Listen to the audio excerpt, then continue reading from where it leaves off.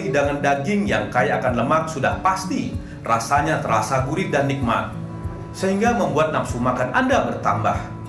Namun patut Anda ketahui, terlalu banyak mengkonsumsi daging dengan kandungan lemak tinggi bisa memicu terjadinya pengerasan cairan empedu berbentuk kerikil yang biasa disebut dengan batu empedu, atau dalam istilah medis disebut cholelithiasis, yang menyebabkan perut bagian kanan sering terasa sakit karena tersumbatnya saluran empedu.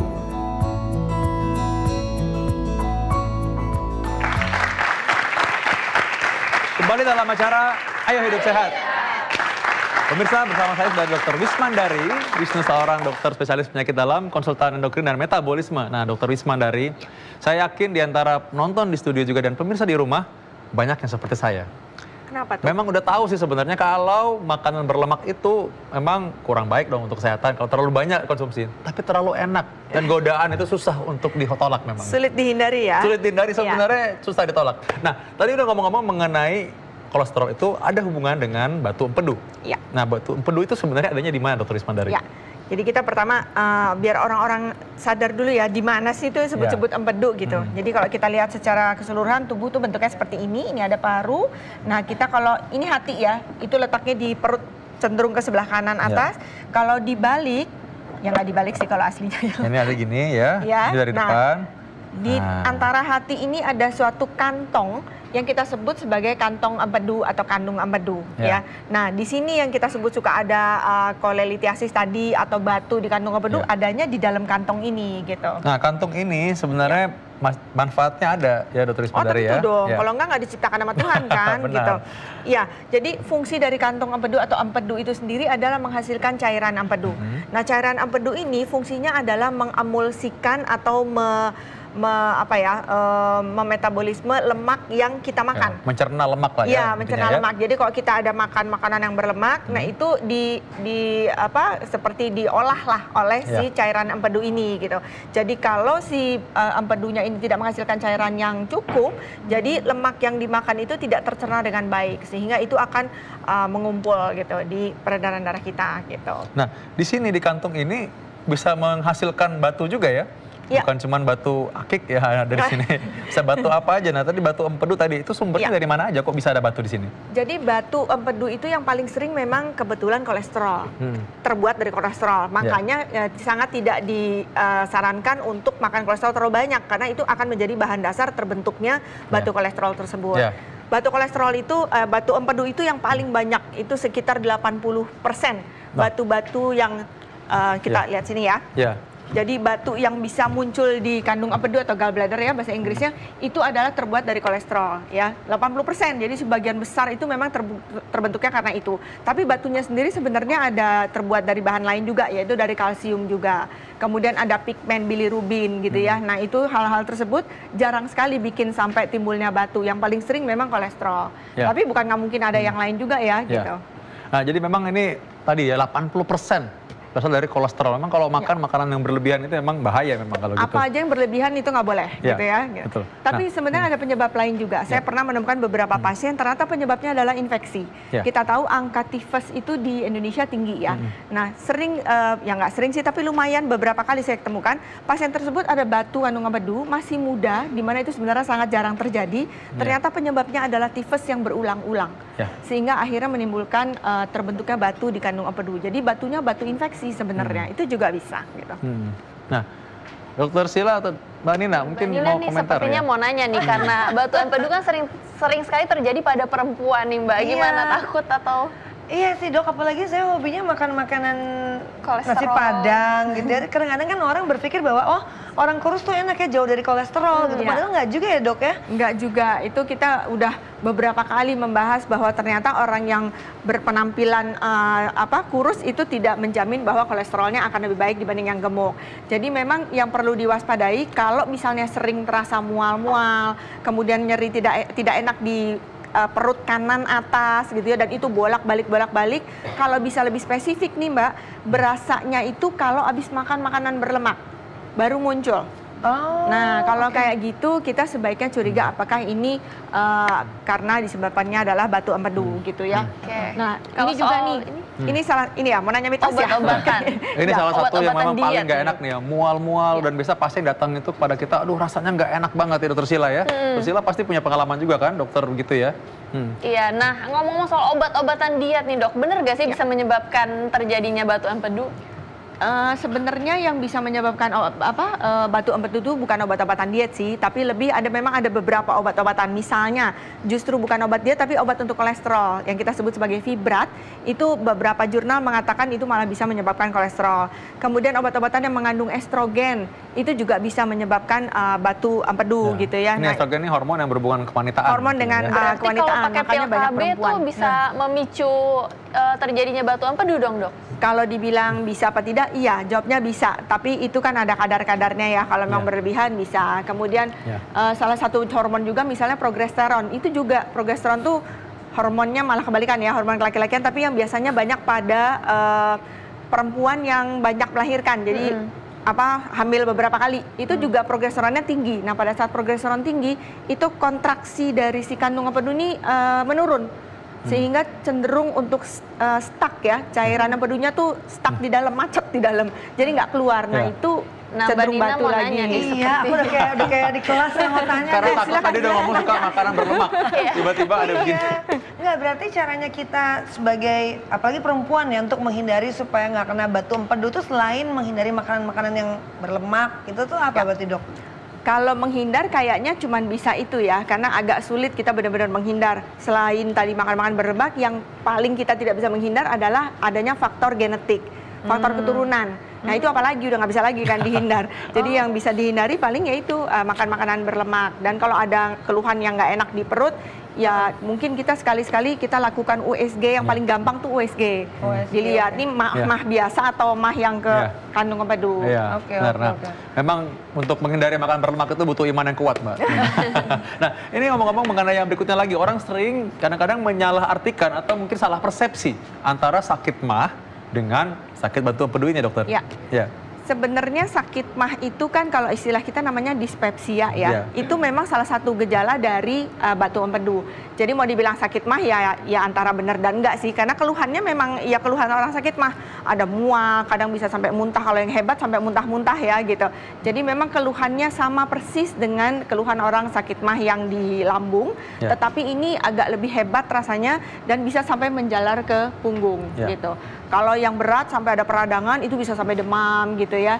Nah udah kayak gitu sih nggak ada jalan lain, memang harus ke rumah sakit gitu. Tapi justru yang bahaya yang gejalanya tanggung ya, yang cuman mual-mual kayak orang sakit mah biasa, itu ya sama persis gejalanya. Jadi mesti waspada tuh ya semua ya, pemirsa di rumah juga. Kalau mau check up tuh dok, berarti semua check up USG segala macamnya gitu kan, biasanya kita check up setahun sekali gitu kan dok, untuk melihat kondisi kesehatan kita gitu.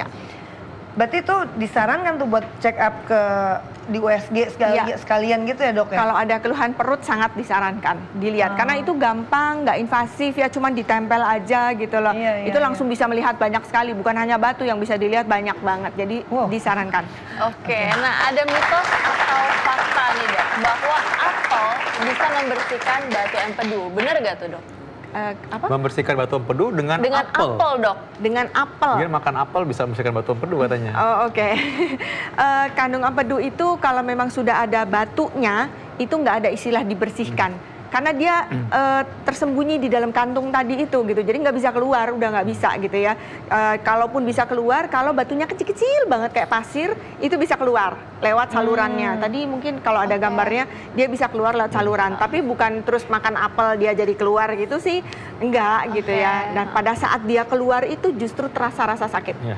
Itu karena pas keluar batunya nyenggol-nyenggol di saluran tuh, nah itu sakit baru justru. Sakit banget ya dok. Kalau masih di dalam kandung empedunya malah nggak ada rasa apa-apa, karena dia tenang, damai di situ. Tenang, damai. Oke, ini kalau orang sudah terlanjur, dia misalnya sudah di USG, lalu sudah ada memang dilihat ada batu dalam empedunya. Obat-obat apa yang biasa dikonsumsi dan mungkin apa penanganannya selain operasi ya? Takut pasti kalau orang operasi.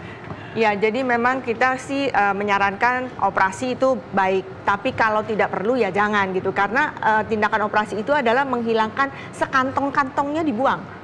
Jadi bukan batunya aja yang dibuang, tapi sekantong-kantongnya dibuang. Jadi kan tadi sudah dibilang bahwa dia punya fungsi sebenarnya, fungsi untuk mengemulsikan lemak atau memproses lemak. Jadi kalau dia nggak ada, yang memproses lemak kan jadi nggak ada. Ya ada sih hati ya, tapi sebagian besar kan oleh si kandung empedu. Jadi kalau misalnya dia sudah keburu ada sih obat-obatan yang fungsinya sedikit meluruhkan lemak batu-batu gitu ya. Ada, tapi memang tidak bekerja efektif sekali. Baik dokter, mengenai obat-obatan ini tentu kita harus tahu obat-obatannya apa dan bagaimana pelaksananya. Kadang-kadang memang perlu untuk operasi, tapi kapan saatnya? Kita akan lihat setelah yang satu ini. Tetap dalam acara Ayo Hidup Sehat.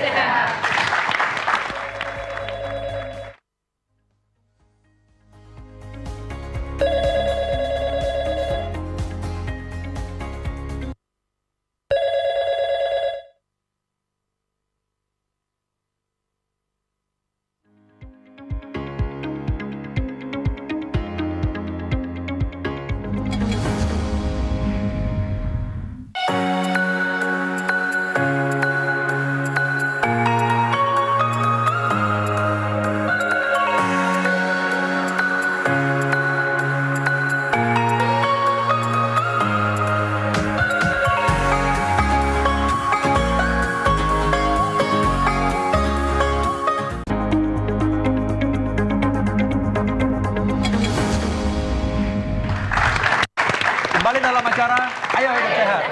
Nah, tadi kita udah mendengar nih bagaimana sebenarnya ternyata banyak hal-hal yang menyeramkan kalau kita makan kolesterol terlalu banyak.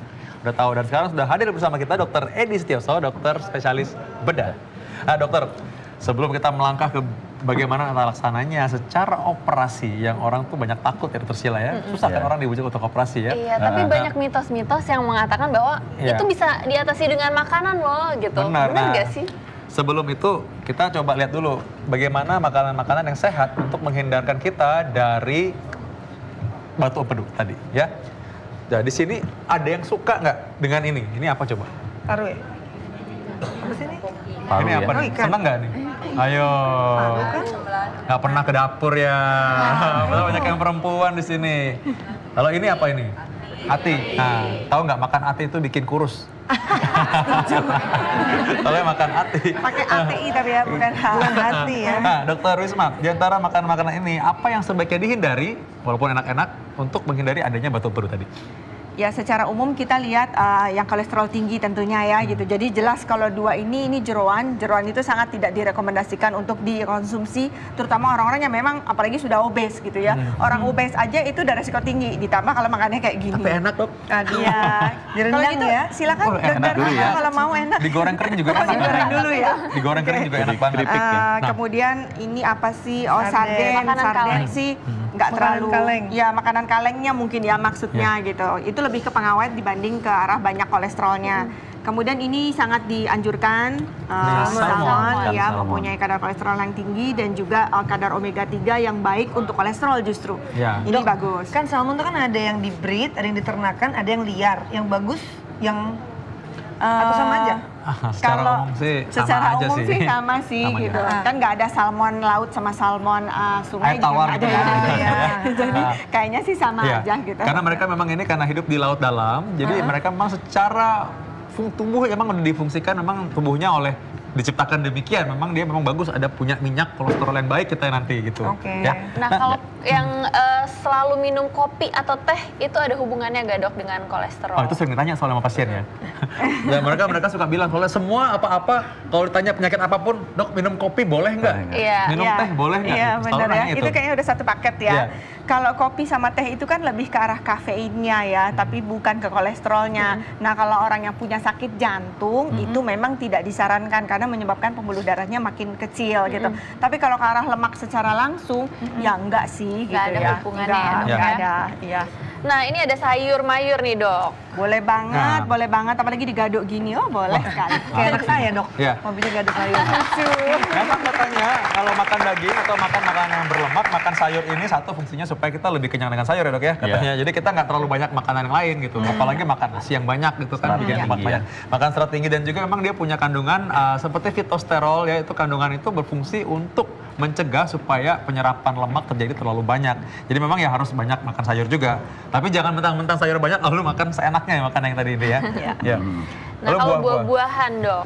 Buah-buahan pada dasarnya apa aja boleh. Mungkin yang satu agak bisa kita batasi adalah duren ya, karena itu juga kadar kolesterolnya tinggi. Tapi kalau buah paling yang munculkan di sini boleh sekali. Jeruk, kiwi, nanas itu sangat boleh. Apel, segala itu buah-buahan yang memang baik untuk kadar kolesterol gitu. Nah, jadi silakan ya. dikonsumsi. Baik dok, tadi ini ya mengenai orang tadi batu empedu. Ada kali memang udah harus untuk operasi. Tapi sebelum dia sampai jadi tukang operasi, saya minta Dr. Wisma secara singkat mungkin menjelaskan apa saja yang bisa digunakan untuk meredakan gejala tersebut. Kalau untuk meredakan gejalanya, silahkan minum obat-obat mah yang banyak dijual bebas ya. Itu mungkin bisa mengurangi. Tapi kalau sudah dalam 3 hari sampai 1 minggu, itu tidak ada perubahan sama sekali, nah mungkin itu waktunya harus mencari pertolongan yang lain. Tapi untuk sementara silahkan pakai obat-obatan biasa. Dan yang penting adalah dilihat, munculnya pada saat habis apa. Kalau ternyata habis makan makanan berlemak, rasanya sih itu paling besar kemungkinan ke arah batu empedu. Nah, ngomong-ngomong mengenai dokter bedah dok, terus terang bagi kami dokter yang lain mungkin ya, agak sulit membujuk pasien itu untuk ke dokter bedah. Iya. Seolah-olah itu menyeramkan sekali dok. Ya. Nah dokter Padahal coba nggak. kita tunjukkan dulu dok, sebenarnya apa sih yang dibedah dok di sini? Ini ya, mungkin bisa kelihatan gambarnya. Ini adalah kandung empedu yang tadi sudah diterangkan sama Dokter Wismandari ya. Ini yang akan dipotong karena kandung empedu inilah yang menghasilkan batu. Jadi kalau operasi memang harus diambil semuanya, sekantong-kantongnya, bukan cuma batunya. Karena 95% batu empedu adalah terjadinya di sini. Sedangkan cuma 5% terjadinya di saluran yang kita sebut ductus coledochus di sini. Ya. Jadi kalau misalnya cita-citanya hanya membuang batu saja, Ya. itu nanti pasti akan terbentuk lagi. Nah, itu Makanya ada biasa cara dulu. lain nggak sih dok, selain dari kantongnya diambil, itu mungkin ada teknik lain dok? Sebenarnya ada, akan tetapi tadi seperti yang saya utarakan pertama bahwa nanti akan terbentuk lagi, ya. Jadi yang teknik-teknik yang lain adalah dengan gelombang suara ESWL, kita sebut ESWL. Dengan gelombang suara dari luar, ya, kita tembak ke sini, kemudian kita harapkan batu empedunya nanti akan hancur. Hancur kecil sebesar pasir, terus kemudian bisa keluar sendiri. Bisa juga dengan tadi kalau misalnya dengan syarat-syarat tertentu dengan obat-obatan ya, dengan obat-obatan ursodeoksikolat dan lain sebagainya. Nanti kita harapkan dengan batu-batu yang tadi akan menjadi hancur, kecil, kemudian bisa keluar. Nah, masyarakat penasaran nih, keluarnya kalau udah hancur lewat mana dok? Lewat usus. Lewat Karena usus. memang normalnya empedu ini cairan kan akan masuk ke usus 12 jari, terus kemudian dipakai untuk mencerna makanan, especially yang lemak tadi ya, untuk emulsifikasi lemak. Berarti Jadi jangan lewat khawatir, feses ya, Dok, lewat ya? feses. Karena memang untuk mewarnai feses di situ. Nah, ini sebenarnya kalau masalah seperti ini ya, kadang orang takut juga, oh ini kalau udah pakai gelombang suara, apakah nanti gelombang suara ini menghancurkan juga bagian yang sehat? Ya. Memang mungkin beralasan kekhawatiran itu. Ya. Karena tapi biasanya kan kita sudah memfokuskan ke arah situ. Dan kebetulan untuk kandung empedu kan letaknya nggak dalam. Ya. Jadi otomatis tembakannya nggak akan kemana-mana. Oke. Ya, di situ aja. Nah, Mbak Dina, serem nggak? Lumayan sih. Dan aku penasaran sih dok. Tadi kan dokter bilang kalau misalnya diambil cuma batunya aja, berarti ada kemungkinan untuk kembali lagi terulang. Berarti kembali kepada pola hidup berarti dok ya. Berarti supaya nggak berulang lagi, makannya diatur mau nggak mau Iya. gitu ya Mau dok nggak ya. mau. Ya, betul. Oh gitu, aduh nggak boleh makan lemak-lemak lagi deh. Bye-bye nasi padang ya dokter Vito ya. Nasi padang lagi. Kenapa disebut makanan enak terus? Jadi ingin jadinya nih.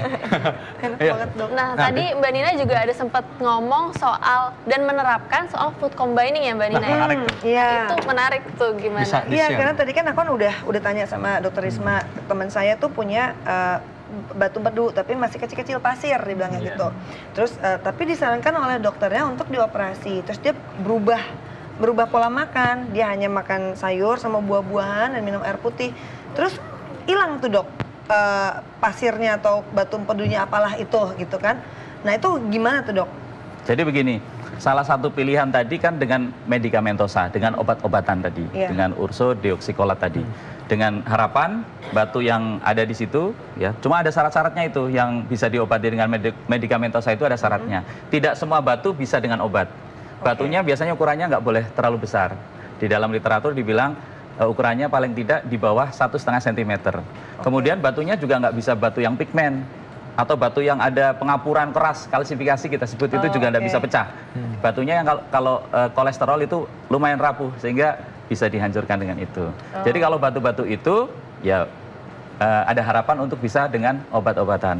Tapi kalau batu-batu yang keras nggak bisa. Keras nggak bisa. Iya. Mau nggak mau tetap harus dioperasi. Operasi. Gitu, Dok, ya? Terus tidak semuanya juga sebenarnya harus dioperasi. Untuk batu-batu yang kecil, asimptomatiknya nggak ada gejala nggak ini? Ini batunya penampakannya Ini batu sebenarnya apa seperti nih, ini. Ini serem ya, besar ini. Kalau ini Iya. besar Saya sekali. bantu jelaskan Besar ya? kepada Ya, besar. Oh, ini besar ini nih, Dok. ukurannya Besar, setelapak ini besar. tangan Gini, ini kira-kira. Iya. Oh, ini telapak tangan ya? Iya. Iya. Ya, Besar batu bisa tunggal, batu bisa multiple. Tunggal itu kadang-kadang cuma satu, ukurannya sebesar kedelai saja. Satu bisa sebola pingpong ya, bisa besar sekali. Ya. Nah, bisa juga batunya multiple seperti biji kedelai jumlahnya bisa sampai 20, 50 bahkan kadang ratusan. Oke, nah masyarakat penasaran nih. Ini kan ada perbedaan bentuk dan juga ada yang besar, ada yang kecil. Nah, itu bergantung sama makanan yang kita makan nggak sih, Dok? Ada warnanya hitam, ada yang putih lagi tuh, Iya, Dok. Macam-macam warnanya. Iya. Kalau dari warna memang ada jenis-jenisnya. Misalnya untuk batu-batu yang infeksi campuran dengan kolesterol warnanya biasanya coklat misalnya seperti itu. Oke. Kalau pigmen agak gelap biasanya, agak kehitam-hitaman. Ukuran juga ya bisa mempengaruhi juga. Besar kecil ya. juga. Makin lama otomatis makin besar juga gumpalan. Misalnya batu kolesterol makin lama kalau nggak dilakukan tindakan, baik itu medikamentosa maupun operatif, ya tambah besar Nah, dan kalau jadi yang bergejala. Ini tuh keras atau lembek? Kelihatannya. Kalau yang kolesterol biasanya lembek, Lembek ya? lunak ya. Nah, Lembek ya? Kalau yang pigmen yang kita Coba. keras. Ya, Oh iya, Keras lembek ya, emang. lembek. Oke, jadi ini ada kalanya memang sekali lagi memang kadang-kala memang perlu dibedah ketika memang sesuai indikasi. Jadi jangan Iya. terlalu takut ya. Iya. Karena memang ternyata angka keberhasilan pun cukup tinggi bedah Iya. ini ya. Dan ada juga berbagai teknik yang modern sekarang yang memungkinkan bahwa ini nggak terlalu kelihatan bekas lukanya. Tentu saja sesuai dengan indikasinya ya, jadi jangan terlalu takut juga. Nah sekarang Dr. Risma sebagai pesan juga sekali lagi kita mau tekankan kepada masyarakat ya, karena kasihan masyarakat ini suka merasa bahwa aduh nih terganggu sekali nyerinya ini. Ya. Ingatkan sekali lagi, kira-kira bagaimana caranya kita mencegah ada batu empedu? Ya, jadi mungkin kita ingatkan lagi kalau terasa ada mual-mual atau kadang bahkan ada terasa perih atau nyeri di sebelah kanan atas ya, perut kanan atas yang muncul kembali berulang apalagi jika setelah Anda makan makanan yang berlemak, itu sebaiknya kita mencari pertolongan. Tapi untuk sebelum ke sana, silakan dicoba dengan obat-obatan penghilang nyeri dulu atau obat-obatan mah biasa. Kalau dalam seminggu tidak ada perbaikan sama sekali, baru kita mencari pertolongan. Tapi mungkin yang tadi Mbak Nina ya, orangnya katanya nggak makan apa-apa sama sekali, cuma sayur-sayur aja. Sebenarnya itu juga bahaya loh. Jadi orang yang berpuasa terlalu panjang, itu justru akan menimbulkan resiko untuk meningkatkan munculnya batu empedu. Kenapa? Karena berarti cairan empedunya malah Stasis. Nggak dipakai stasis ya? iya, diem di situ. Dan itu kalau lama-kelamaan malah batu empedunya semakin menggumpal di situ gitu. Jadi salah satu juga tips-tips kalau udah tahu ada batu, jangan terus nggak makan apa-apa gitu. Biasa aja, cuman kadar makan yang berkolesterolnya dikurangi gitu ya. Minum silakan obat-obatan untuk mah biasa untuk menghindari keadaan lebih lanjut dicoba dulu boleh. Oke. Baik Dr. Edi, Dr. Rismandari, terima kasih penjelasannya. Mudah-mudahan kita harap kita nggak ada yang kena batu empedu ya, yang apalagi Amin. sudah mendengar ini ya, semuanya sehat-sehat terus ya. Nah, kali ini kita sudah, tapi kita masih ada lagi informasi berikutnya ya, dokter. Itu soal cara sehat ala Imam Nahrawi. Jangan kemana-mana, tetap dalam acara Ayo Hidup Sehat. Pemirsa Hidup Sehat, saya akan bermain bulu tangkis. Kita harus menjaga hidup ini dengan baik dan ayo hidup sehat.